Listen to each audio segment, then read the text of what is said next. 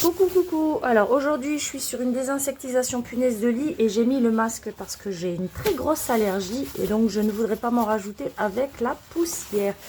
Je vous montre. Alors là j'ai déjà commencé un premier jet de vapeur et malheureusement j'ai dézingué la mue de punaise qui était ici, celle-là là.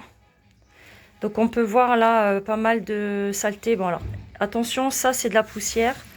Donc voyez ce que ça faisait, la dame elle s'en est aperçue, donc elle les a trouvées vivantes sur le matelas, hein.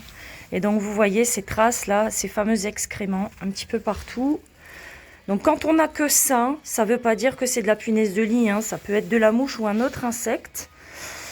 Mais quand on a, bon bah là il n'y a pas de doute puisque de toute façon la locataire a vu les bébêtes sur le matelas. Mais voilà, quand on a toutes ces choses comme ça, regroupées, ben, il n'y a pas photo. Puis bon, là, on avait des mues quand même sur le...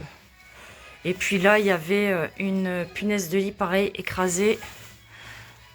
Donc voilà un petit peu ce que ça fait, la punaise de lit. Et j'aurais dû filmer avant. Vous auriez vu un peu ce que c'était la mue. Donc là, si je le prends dans les mains, est-ce qu'on voit encore? Ouais, on voit encore pas mal. Alors j'essaye de cadrer. Voilà.